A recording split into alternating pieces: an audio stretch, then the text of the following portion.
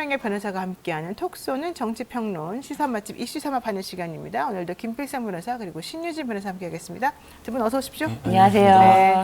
자, 두 분 이번 한 주도 잘 지내셨죠? 오늘도 코너 속 코너 주간용산 토요일도 시작하겠습니다. 지금 제가 아침에 전현희 위원장하고 인터뷰하느라고 시간을 많이 썼으니까 네. 짧게 하나씩만 짚어볼게요. 먼저. 예, 그 어제 그 오마이뉴스하고 그다음에 네. 한겨레에서 뉴스가 나왔는데 그 23일 날 일본 아사히 신문에서 그 미일 반도체 회사 합병을 지금 시키려고 준비를 하고 있는데 네. 여기에 한국 정부가 SK를 압박했다라는 기사가 났습니다. 어머나, 그게 무슨 말이죠? 어떤 말인지 죄송합니다. 목이 좀 안 좋아서요. 네. 설명을 좀 드리면 일본에 지금 키옥시아라는 회사가 있습니다. 일본이 이제 그 일본의 반도체 회사들을 모아가지고 전략적으로 지금 미는 회사인데 이 회사하고 그 다음에 미국의 그 엄청 큰 회사인 웨스턴 디지털하고 둘을 합작을 해서 하나로 만들려고 하고 있어요. 근데 이거 둘을 합치면은 반도체 회사 규모가 삼성 정도가 뛰어넘을 수 있다 그래서 시너지를 낸다고 생각하려고 미일이 준비를 하고 있는데 문제는 이 키옥시아 쪽에 SK가 4조 원을 투자한 게 있습니다. 그러니까 키옥시아에 대해서 SK가 지분을 갖고 있는 거예요. 그러니까 SK가 오케이를 해줘야지 합칠 수가 있는데 SK 입장에서는 삼성보다 큰 회사가 미일 합작으로 등장을 하면 본인한테 이제 SK에게 큰 위협이 되니까 이거를 반대했다는 거예요. 반대해서 이 반대한 것 때문에 일본 그 재무성이나 이쪽에서 막 문제도 삼고 막 이랬다는 건데 이제 미국이나 일본 쪽에서는 SK를 설득하려고 하겠죠. 거기까지는 좋은데 네. 한국 정부가 지금 SK를 설득하려고 하고 있다라는 기사가 떴습니다. 그래서 이게 좀 크게 보도가 안 되고요. 지금 대통령실에서는 보도 자료가 바로 나오긴 했어요. 그런 적 없다라는 내용만 나왔습니다. 근데 이게 지금 만만한 문제가 아니기 때문에 그리고 그 일본에서 이게 꽤 구체적으로 보도가 됐거든요. 네. 사실관계를 지금 사실 언론들이 파가지고 지금 알아봐야 되는 상황인 것 같은데 크게 보도가 안 되고 있습니다. 바로 그거예요. 김PC님께서 나라를 팔아먹을 수가 있겠구나 이렇게 질문하셨는데 사실 이 부분이 되게 심각한 부분인데 기자들도 관심이 없고 이거 얘기하면은 또 걸릴까 혹은 탄압받을까 걱정도 하는 것 같고 문제가 심각한 것 같습니다. 그렇습니다. 아 진짜 요즘에는 말 한마디에도 어떻게 보면은 좀 무서워요. 네 무섭고 여사님 안 붙였다고 네. 여사님을 안 붙였다 법명 아닙니까? 법을 간략하게 말하는 과정에서 김건희 특검법이라고 말했는데도 거기다 여사를 안 넣었다고 네. 방송 제재를 받는 현실이기 때문에 말 한마디도 조심해야 될 텐데 저는 어저께 그 한동훈 비대위원장이 그 기후위기 관한 정책을 이제 발표하면서 네. 아리백 알면 어떻고 모르면 또 어떻습니까? 어떻게 그런 말을 하죠? 이렇게 이야기를 한 거예요. 여당의 당대표가. 그런데 이제 아리백이 뭐냐면은 윤석열 대통령이 후보 시절에 정말 토론 과정에서 아리백이 뭔가요? 라고 했단 말이에요. 그렇게 된 이후로 아리백이라는 것이 윤석열 대통령에게는 약간 그 창피함, 수치의 어떤 상징되는 단어인데 그걸 굳이 끄집어내서 아리백, 알면 어떻고 모르면 어떻냐 이렇게 얘기를 했는데 근데 그러면 안 돼요. 그렇죠. 나라의 경제의 근간을 지금 흔들어대는 네. 그런 개념이잖아요. 그렇습니다. 기본적으로. 최소한 개념 정의조차도 모른다는 네. 건데 그래서 이런 이야기가 있어요. 이게 우리나라에게는 두 가지 금기 백이 있다. 윤석열 아리백, 김건희 디올백. 아 그래요? 그렇게 있다는데 금기어 하나를 또 어저께 건드린 게 아닐까. 눈치가 좀 없는 게 아닐까 싶어요 저는. 야 진짜 천재인데. 여기까지 합니다. 네. 이거 위험합니다. 네. 예니 H님께서 김필성 변호사 똑똑함이 흐릅니다. 좀 안 생겨도 매력이 흐르네요. 네. 인정합니다. 예. 인정해요? 야. 안 생기는 인정합니다. 네, 마음도 넓으십니다. 여기까지 일단 하고요. 어제 요거 하나 좀 짚고 넘어가요. 지난해 윤 대통령이 박근혜 전 대통령 열심히 만나러 다녔는데 이번엔 유경수 여사 생가를 방문했어요. 왜 갑자기 유경수 여사 생가를 갔다 오신 거죠? 뭐 동아일보 기사 제목을 읽어드릴게요. 윤 대통령 유경수 여사 생가 방문 보수층 결집 시도. 그러니까 뭐 대표적인 신문 보수 신문인 동아일보에서 보수층 결집을 위해서 갔다고 판단하고 있습니다. 맞지 않을까 싶습니다. 이것도 좀 선거 개입 아닙니까? 완전한 선거 개입이 여러 가지. 그러니까 사실 근데 이거는 방문한 거니까 뭐 정확하게 요거 자체로 개입이다라고 할 수 없지만 지금 너무나 많이 지금 총선을 위한 선거 공약을 남발하면서 전국을 다니고 있잖아요. 아니 군사보호구역 다 해제해주고요. 이 서울공항 네. 중심에 있는 모든은 아닙니다. 상당히 많은 네, 이 면적에. 면적의 네. 땅과 그린벨트 막 다 해제해주시겠다고 하고 네. 그 정보 우리가 좀 알았으면 미리 사놓는 건데. 근데 그렇지가 않습니다. 사실은 지금 해제하겠다고 해서 그다가 사실은 군사 지역 해제 같은 경우는 뭐 가장 손쉬운 방법이 주택을 뭐 짓고 이런 것도 있겠지만 서울 지역에는 그렇지만 지방을 돌아다니면서 특히 이제 그린벨트를 해제해서 첨단 산업 단지를 키워서 그거를 다시 뭐 지방 경제를 살리겠다라고 하는데 지금 지방에는 첨단 산업 단지가 많고요. 지금 미분양입니다. 이거는 결코 그 지방 주민들에게도 호재는 도움이 안 아니에요. 도움이 안 됩니다. 그리고 첨단 산업단지를 만약에 짓는다고 하더라도 그것으로 인해서 오히려 그 지방 주민들 자체도 더 피해를 볼 수가 있다. 그런 거를 이제 많은 데서 또 보도를 했지만 도움이 되지 않는 이야기를 하는데도 부동산 시장은 그래도 들썩일 수 있는 그런 여지가 있는 거죠. 바로 이 얘기가 핵심인데요. 사람들이 예전에는 그런데 해제해준다 그러니까 되게 좋아가지고 막 기뻐했는데 그 다음 기사가 나왔어요. 디테일이 없다. 해제해준다는 말은 되게 많았는데 그래서 어떻게 어떤 식으로 해주겠다는 얘기가 없어서 이거 정말 총선용 공약 낭발이고 아무런 쓸모없는 거 아니냐? 네. 이런 얘기까지 사실 나왔던 네. 겁니다. 근데 그렇게 함부로 말해도 되는 거예요? 말만 해도 되는 거예요? 그러면 안 되죠. 당연히 안 되는 거죠. 그건. 아니 이게 예, 선거 앞두고 말 한마디 해서 노무현 대통령은 이거는 탄핵감이다라고 해서 사실은 진짜 사형 심판까지 제기되지 않았습니까? 선거를 앞두고 지금 하고 있는 모든 행동들이 굉장히 공선법에 위반되는 행동들이 많은데도 불구하고 지금 전혀 그런 거에 대해 신경 쓸 여력이 없는지 계속하고 있다. 네. 알겠습니다. 네. 자, 총선 가까워졌으니까 총선 브리핑도 잠깐 해보겠습니다. 네. 민주당 공천 파열음 고조되고 있는 가운데 임종석 전 대통령 비서실장이 명문의 약속과 통합은 총선 승리와 윤석열 정부 심판을 위한 기본 전제다. 중성동갑에 대한 결정을 재고해달라 요청했습니다. 임종석 전 실장 입장 어떻게 들으셨나요? 저희 무슨 말인지 잘 모르겠어요. 왜냐면요. 이게 네. 지금 이제 사실 언론에서 얘기하는 그 친문, 친명 프레임을 그냥 가져온 거거든요. 네. 근데 지금 혹시 그 신문 지금이라도 뉴스를 검색해 보시면 아시겠지만 전 친문 좌장이 누군지 모르겠어요. 신문의 좌장이 본인이라는 거 아니에요? 그러니까 지금 같은 날 나온 게 홍영표 의원도 네. 좌장이라고 그러고요. 네. 지금 서른 의원도 좌장이라고 그러고 좌장은 다 한 번씩 하고 있습니다. 아, 좌장이 많군요. 예, 누가 좌장인지도 모르겠고 결정적으로 아까 이제 나오셨지만 전현희 의원도 친문이에요. 네, 맞아요. 그러니까 전현희 의원이 지금 여기에 공천이 되는 건데 전현희 의원이 공천이 되면 그러면 저기 친문이 지금 공천이 되는 건데 본인은 지금 본인만이 친문이라고 얘기를 하고 본인만이 친문으로서 좌장이라고 얘기를 하는 거라 이게 지금 누가 정한 것도 아니고 그것도 아닌데 이게 첫째 이해가 안 되는 게 있고요. 지금 저기 주목을 좀 덜 받고 있는데 그 임종석 그 어떻게 불러야 되지? 임종석 전 전 실장. 실장. 네, 전 실장 여기 이 무렵에 같이 배제된 사람이 안민석 의원이 있습니다. 네, 맞아요. 안민석 의원은 친명 아닙니까? 안민석 의원은 대표적 친명이고요. 네. 그리고 지금 오산이고요. 오산 그 지역에서는 사실 지역구 관리를 정말 잘해서 그냥 쭉 계속 당선돼 온 분이에요. 네. 한 번 더 하면 국회의장이 가능한 분입니다. 이분이 배제됐어요. 그러니까 지금 뭐 임종석 위원장이 뭐 친명이라서 뭐 저기 내가 친문이라서 배제됐다. 저기 친문의 그 대표적으로 꼽혔던 인물도 배제가 됐고 지역구 관리나 국회의장까지 볼 수 있는 사람도 배제가 됐는데 본인이 여기에 무슨 뭐 자기 그것도 아니고 당의 결정을 따라서 하는 건데 이거를 뭐 좋습니다. 나는 결정에 불복한다. 결정에 인정할 수 없다. 나를 다시 생각해 달라라고 하면 이제 이해를 하겠어요. 근데 여기에 명문의 약속과 통합이라고 하면서 이거를 친명과 친문 프레임으로 가져가는 건 사실은 보수 언론 이쪽의 프레임에 자기가 들어가 주는 거거든요. 이건 진짜 잘못됐다고 봅니다.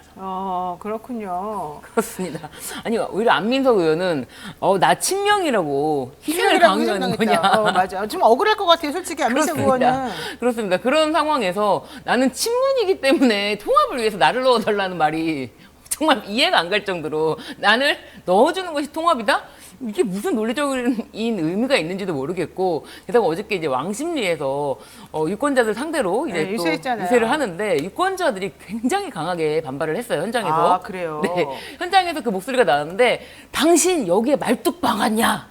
라고 하면서 예, 민주당을 위해서 당신 물러나야 되는 거 아니냐부터 해가지고 여기가 당신이 그동안 윤석열 정권에서 한 게 뭐가 있냐, 윤석열이랑 싸운 게 뭐가 있냐 라고 하면서 시민들이 굉장히 강하게 저항하고, 옆에 있던 같은 이제 지지하겠다고 하는 정치인분들이 홍영표 의원, 그리고 송갑수 의원, 윤영찬 의원, 아, 세 분이 있었어요? 네, 같이 있었는데요. 정말 뭐 할 말이 없는 거죠. 당신이 여기 성동갑에다가 말뚝 박았냐는데 다 할 말이 없는 거예요. 그리고 이제 사실 시민의 이제 말씀하시는 과정에 어떻게 보면은 시민의 말을 막는 거는 또 이제 윤석열 대표적인 모습을 보여줬고, 그리고 이러지도 저러지도 못하고 시민의 목소리를 계속, 만약에 계속 활동을 하신다면, 그 지역에서 유세를 하신다면 그런 목소리는 계속 들으실 거고, 현실을 자각하셔야 된다. 예. 그리고 이제 사실은 이런 게 있어요. 이미 네. 당에서 전략공천을 전현희 전 위원장을 했는데 네. 재고를 해달라고 그래서 그걸 뒤집어 엎는다면 그동안에 했던 수많은 결정들이 전부 다 뒤집어질 그렇죠. 수 있다는 뜻이 되기 때문에 네. 현실적으로 사실 받아들이기가 어려운 그런 요청을 한 거거든요. 네. 그러면 지금 임종석 실장이 하는 행동은 그것이 받아들여질 거라고 생각해서 하는 행동이라기보다는, 그러니까 받아들여지면 물론 본인은 좋겠지만 받아들여짐으로 인해서 당이 입는 내상이나 외상 이런 걸 생각해 본다면은 매우 올바르지 않은 그렇죠. 행태가 될 것이고, 그렇게 해서 얻어지는 결과물은 결과적으로 더 나쁜 결과물이 될 것이고, 그러니까 그래서 결과적으로 받아들이지 않을 거라고 생각이 된다면 본인이 이제 나갈 수 있는 명분 쌓기용이다. 네. 그러면 나가서 무엇을 할 것이냐? 뭐 다른 당으로 간다기보다는 무소속으로 이제 출마하려고 그 안에서 좀 작업하는 거 아니냐, 네. 이런 생각이 드는데, 네. 만약에 거기가 무소속으로 나가서 표를 또 분산시켜 버리게 되면 누구 좋은 일만 시키는 거냐? 그런데 정말 무소속으로 나가면 이번에 이제 아무래도 용지가 길어지지 않습니까? 난리가 나겠습니다. 임종석이라는 이름을 굳이 찾아가지고 할 정도의 강성 지지자들이 성동갑에 남아 있을까? 저는 솔직히 말씀을 드리면 성동갑이 그래요? 진짜 10년 사이 많이 변했습니다. 거기가 많이 변했는데 의식 수준도 굉장히 높습니다. 그래요? 굉장히 높아요. 그래서 성동구청장이 사실은 민주당에서 당선이 되지 않았습니까? 그 정도로 성동구 중구 성동갑이 쉽지 않은데, 누가 그거를 정말 용지를 찾아서 맨 밑에 있는 임종석에게 찍어줄까? 이거 굉장히 패착이다. 거기 한양대학교가 있지만 뭐 한양대학교가 있다고 네, 그 선배님을 찍어야 돼. 그래서 용지를 찾아가지고 찍을 일이 쉽지 않다. 예, 저는 그렇게 큰 타격이 없다. 그냥 이분들이 사실은 한데 모여 있는 것만으로도 민주당 이제 지지층에게는 더더군다나 그 배제하고자 하는 강한 결집을 일으키지 않나. 네. 그렇군요. 네. 제가 임종석 전 실장이 얘기했던 것 중에 하나 눈에 들어왔던 게 뭐냐면 네. 이런 표현을 썼어요. 자기를 공천하는 문제에 대해서 며칠이고 모여 앉아 경론을 벌여달라는 말을 했어요. 며칠이고 모여 앉아서. 네. 네, 경론을 해달라는 거예요. 그러니까 본인에 대해서 본인의 지위나 아니면 위치에 대해서 뭔가 잘못 생각하고 있는 것 같아요, 이분은. 지금 어쨌든 전권을 쥐고 있는 거는 네. 지금 공천 관련된 기구에서 일하시는 분들이잖아요. 네. 근데 그거를 다 배제하고 다 모여가지고 날 가지고 며칠씩 회의를 하라고 하는 이 사고를 제가 좀 이해를 못하겠고요.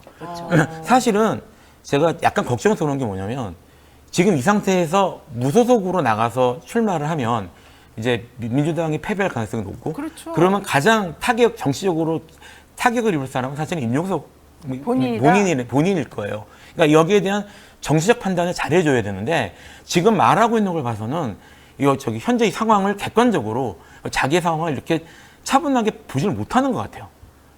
그래서 자기를 공천하는 문제가 그렇게 중요한 문제고, 민주당의 승리에 직결되는 문제고, 그리고 민주당에서 가장 중요한 문제인 것처럼 얘기를 하고 있거든요. 이게 이해가 안 됩니다. 게다가 지금 이제 문제는 뭐냐면 임종석 실장 혼자서는 그 지역구에서 움직일 수가 없고, 네. 임종석 실장을 도와주는 사람들이 이제 있어야지 이게 되는 거잖아요. 네. 근데 임종석 실장을 도와주려면 현재 있는 그 성동구청장하고 홍익표 원내대표 이제 이분들이 사실은 트로이카를 움직여줘야 되는데, 임종석 실장이야 그렇다고 치더라도 성동구청장 같은 경우에는 삼선했고 이제 더 이상 구청장으로 못 나가요. 그러면 서울시장을 거쳐서 뭔가 좀 더 큰 정치 무대로 나아가야 되는 사람이기 때문에 그런 사람이 당을 떠나가지고 다른 당으로 갈 수도 없고 기반을 또 벗어버릴 수도 없고 이렇단 말이죠. 임종석 때문에 본인이 그동안 있었던 모든 걸 버릴 수 있는 상황이 아니에요. 홍익표 원내대표도 마찬가지예요. 그러면 임종석 실장이야 본인 자기 자신을 위해서 뭔가 움직인다고 하지만 이 나머지 사람들이 사실은 임종석 실장 하나 바라보고 움직일 수는 있는 상황은 아니어서 이분들이 생각하는 딜레마가 훨씬 커진단 말이죠. 그래서 오죽하면 당원들이 이런 얘기를 합니다. 그렇다면 고민정 의원의 지역구를 줘라. 아 그래요? 네, 당원들이. 그래서 어제 고민정 의원이 안 나왔나 거기는? 걱정돼서? 고민정 의원이 그렇게 임종석 전 실장을 위한다면 본인의 지역구를 임종석에게 주면 되겠다. 이런 이야기가 당원들이 지금 와글와글 합니다. 아이고 네. 머니나. 그러면 또 그 지역구에 있는 지지자들 뭐가 됩니까? 그러니까 세상에. 고민정 의원이 지금 사실은 최고위원 사퇴하는 걸 이해를 못 하겠다는 거죠. 도저히. 그렇죠. 이 사태에 왜 거기다가 발을 담그고 있는지 이해를 할 수가 없으니 우리는 당신이 이해가 안 되니 당신이 자리를 비워라. 이런 이야기가 나오는 것입니다. 아이고 참 정치인들의 속내는 네. 또 내부적으로 서로 이렇게 은혜 갚고 이런 거는 우리가 이해할 수 없는 부분이긴 한데 그러면 네. 안 된다. 정치는 그런 식으로 하는 건 옛날에 구태스러운 방식이다. 이걸 꼭 말하고 싶고요. 그럼에도 불구하고 철은 의원 어제 민주당 탈당하면서 이재명 대표를 연산군에 빗댔습니다. 민주당은 이 대표의 지배를 받는 전체주의적 사당으로 변모한 것이다. 게다가 또 홍영표 의원도 마찬가지로 날선 비판을 했는데요. 이재명 대표에게 남의 가족은 벗기면서 자기 가족은 안 벗기냐. 명문 정당이 아니라 멸문 정당이다. 화를 냈습니다. 민주당과 이재명 대표 꿈쩍도 안 하겠죠? 이게 지금 계속 뭐 친명을 밀어준다, 뭐 이런 불공정하게 한다 이런 식의 얘기가 나오는데요. 네. 민주당은 공식적으로는 시스템 공천을 하고 있다고 얘기를 해요. 그래서 만약에 그런 주장이 사실이라고 하면 실제로는 시스템 공천이 아니라 망가지면서 진행되고 있는 거니까 거기에 대해서 구체적인 문제 제기나 아니면 이런 부분이 잘못됐다는 게 나와줘야 됩니다. 네. 근데 정작 공천 절차나 이런 것들에 대한 비판은 없어요. 어떻게 잘못됐는지 안 예, 말해주고 얘기하지 않고 내가 떨어졌으니까 잘못된 얘기를 하는 거예요. 아. 근데 이게 제 느낌에는 그동안 계속 보여왔던 개파 나눠먹기 사고방식을 못 벗어나는 게 아닌가 싶어요. 그러니까 이게 뭐 우리 누구 몇 명 살려주고 누구 이렇게 서로 나눠먹기 해가지고 하는. 근데 이게 그런 개파 나눠먹기가 갖고 있는 문제점들이 계속 지적이 됐었고 네. 시스템 공천이라는 게 이제 제가 알고 있기로 민주당에 들어온 게 12년 됐는데 이게 들어온 것 자체가 그런 문제들을 공정하게 처리하기 위해서 제가 들어온 걸로 알고 있거든요. 그리고 이번에도 중요하게 들어갔지만 국회의원들 간의 단면 평가 이런 것들이 중요한 요소로 들어간 걸로 알고 있습니다. 그러니까 이런 것들이 잘못됐다. 또는 뭐 여기에 평가에 있어서 뭐가 문제가 있다. 이런 지적들은 하나도 없어요.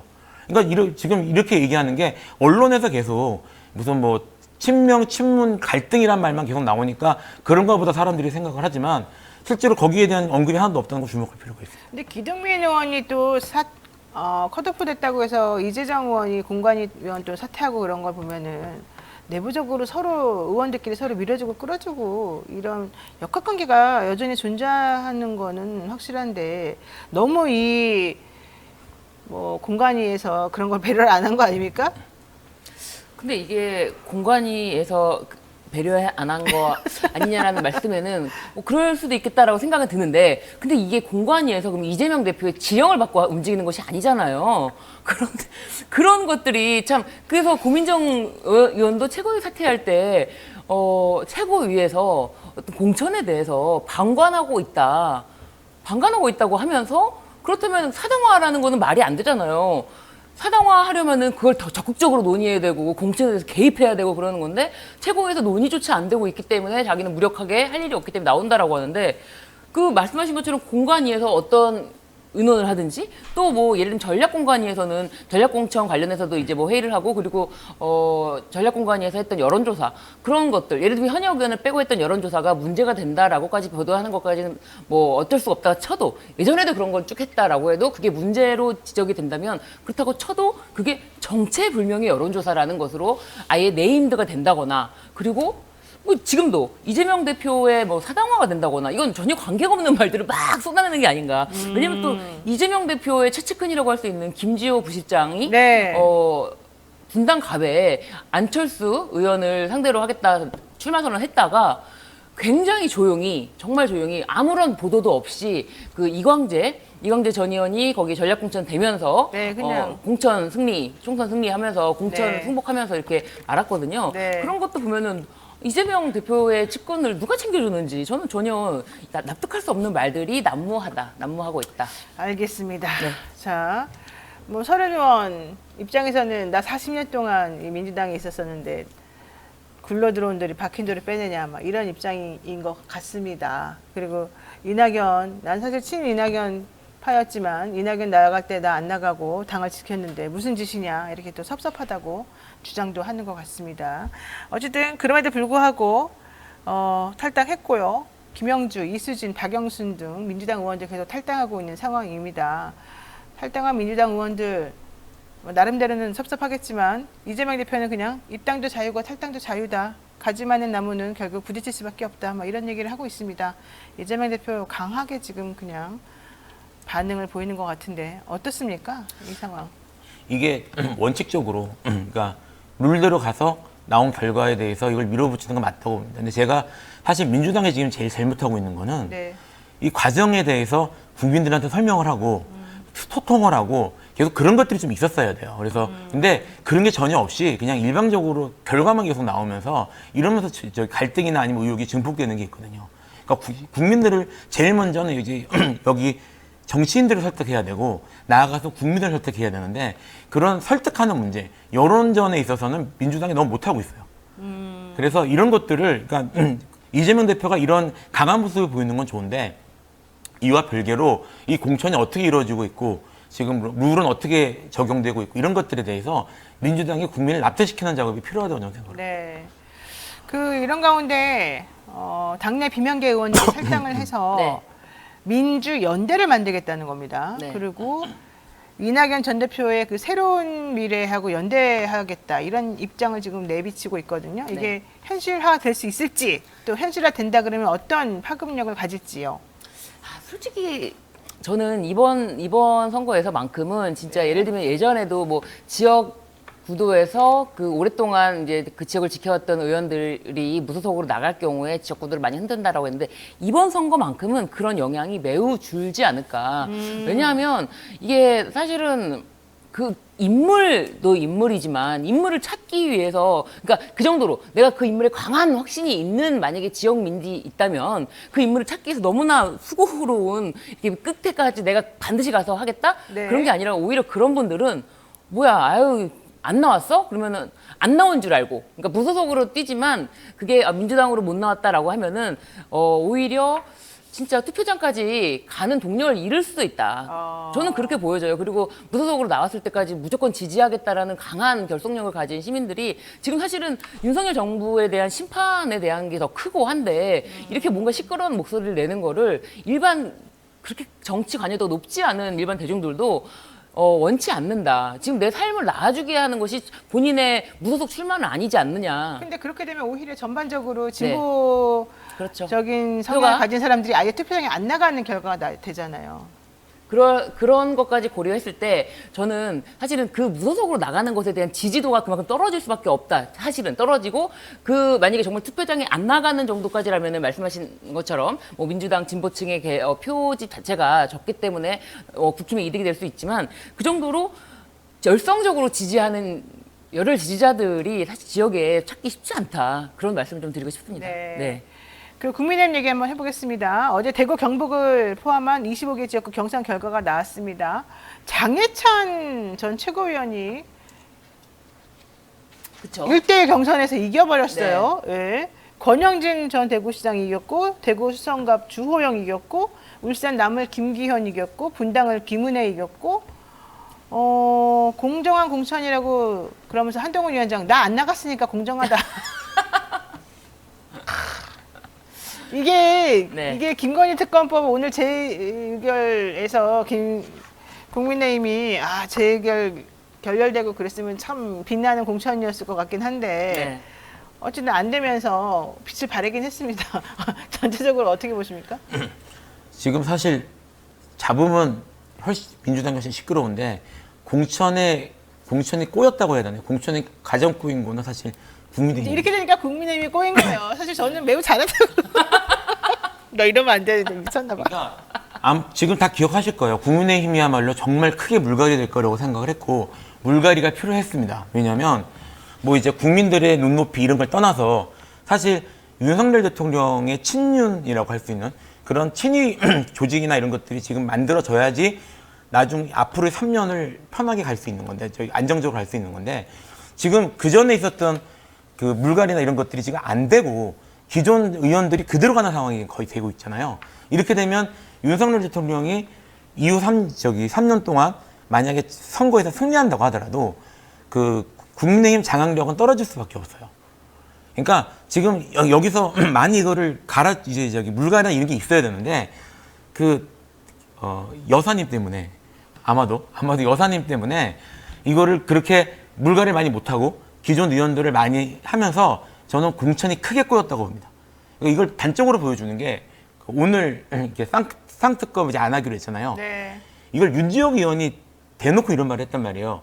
해도 너무하다. 이거 화나서 그런 거. 해도 화나서. 해도. 네, 이게 사실은 해도. 예, 이게 화나서 그래 화나서. 이게 무슨 공천이 아니 뭐 정치인이나 이런 식의 그렇게 논평을 하는 거면 모르겠어요. 근데 이게 공식 발언으로 나왔습니다. 네. 해도 너무하다. 네. 그러니까 이 말은 국민의힘 내에서 몸이 달았다는 얘기예요, 지금.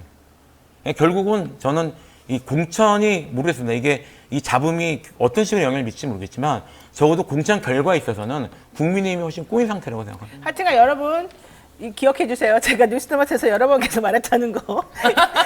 이 김건희 특검법 이번에 제의가라는 것은 좀 미뤄달라고 미루는 것이 낫겠다. 여러 번 말했다는 거 잊어버리지 말아주세요. 굉장히 명분이 중요하잖아요. 그냥 미루면 사실은 이거는 민주당이 완전히 수세에 몰릴 수 있거든요. 그냥 네. 미루면은. 그런데 선거구 획정안을 국힘에서 안 받는 바람에 네. 네. 네. 어쨌든 정치 천재 노영이로 정치 천재 노영이. 그가 전현님은 종로 나가지 말라고 계속해서 얘기했다는 것도 잊지 말아주세요. 나 정말 네. 좀 민망합니다. 어쨌든 자, 이 얘기도 하겠습니다. 조국 신당 얘기 한번 해보죠. 네. 신장식 변호사 영입이 됐고 어제 우리 방송에도 나왔었는데요. 우선 조국 신당 어떻게 혹시 신유진 변호사님도 여자 인재 영입 1호로 혹시 거기 가시는 거 아니에요? 요즘에 전화기를 자꾸 보고 있는데 왜, 연락이 안 와요? 아무런 전화가 오지 않습니다. 저도 안 오더라고요. 난 아무 데서도 안 오더라고요. 의견 타진할 수 있잖아요. 물어라도 좀 그러니까요. 보면. 네. 제가 이렇게 이랬는데 전화가 아무데도 안 오고 있어서 24시간 전화기를 보고 있다는 것은 이제 농담으로 좀 드린 말씀이고요.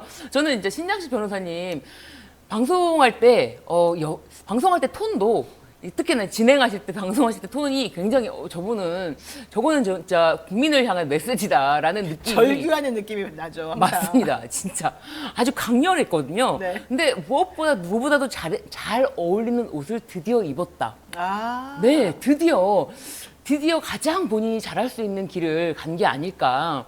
그래서 진짜 아직 영입인재 1호지만 비례대표 순번이 정해지지 않은 상황이고 그래서 네. 아직 더 지켜봐야 되는 상황이고 오늘 뭐 이제 당 색깔도 나오고 곧 당명도 나온다고 합니다. 그래서 좀 굉장히 궁금합니다. 그래요? 오늘 나온대요? 그러니까 오늘 당 색깔이라든지 그런 게 나오고 당명은 지금 공모 중인데 한 이틀 정도 있다가 이제 결정을 할 거라고 하는데 그래도 이제 굉장히 마음에 드는 이름들이 좀 나왔다고 해요. 근데 조국이라는 이름은 들어간다고 하는데 너무 궁금한 거예요. 그래서 조국 우리 당 뭘까 이런 생각도 해보고 네네네 굉장히 궁금하고 관심이 가고 신장식 변호사님이 누구보다도 국회 이제 의원 후보로서도 그리고 국회에 들어가신다면은 잘 어울리는 옷을 입고 잘 맞는 신발을 신고 뛰지 않을까라는 생각이 듭니다. 그러니까 신장식 변호사님은 그렇고 네. 조국 신당 자체는 어떻게 본다는 저는 거예요? 조국 신당 자체도 지난번에 여기서 말씀을 드렸었는데 이게 민주당 자체가 어쨌든 대선 후보를 냈다가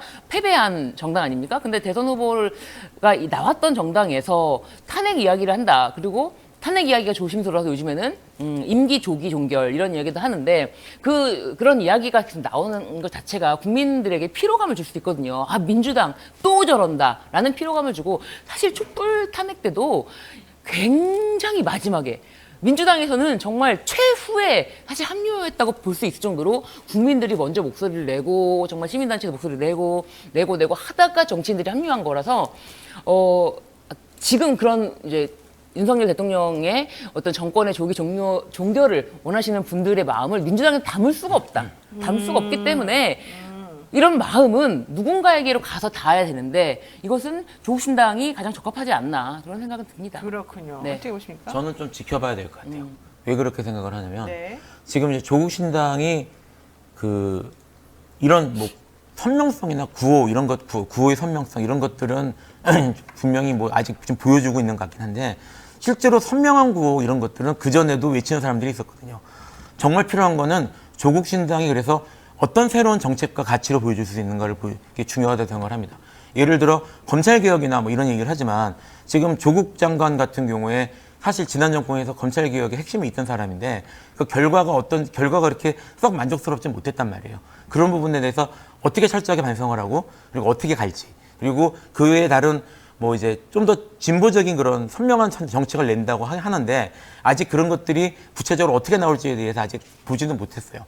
그래서 그런 걸 좀 봐야 될 것 같고요. 그런 게 제대로 나오지 않으면 사실 뭐 윤석열 물러가라라고 외치는 건 이상은 아닐 수도 있기 때문에 저는 이 부분은 좀 봐야 될 것 같습니다. 근데 한편으로는 이념적 정치적으로도 그 신장식 변호사도 민노당 출신이시고요. 그렇죠. 네. 네, 조국 전 장관도 굉장히 어떻게 보면은 이제 극좌 성향이 있었던 분들이어서 그런 분들과 또 함께 이제 정의당을 대체할 정말 민주당보다는 좀 더 좌로 간 정당에 대해서 목소리를 높일 수 있는 정당으로 거듭나겠다라고 하는데 그런 성향 자체가 맞지 않는 걸 끌어다 쓴 것이 아니고 정말 맞는 사람들이 이제 만났다. 그리고 또 무엇보다 이제 조국 전 장관이 지금 말씀하신 것처럼 검찰개혁이라든지 그런 부분에 있어서 한편으로는 좀 너무 이렇게 강하게 나가지 못한 부분들에 대한 우려를 신장식 변호사라는 분을 영입함으로써 무엇보다도 강한 전사를 영입하지 않았나. 그래서 두 분의 합은 정말 잘 맞지 않나. 신장식 변호사님에 대한 믿음이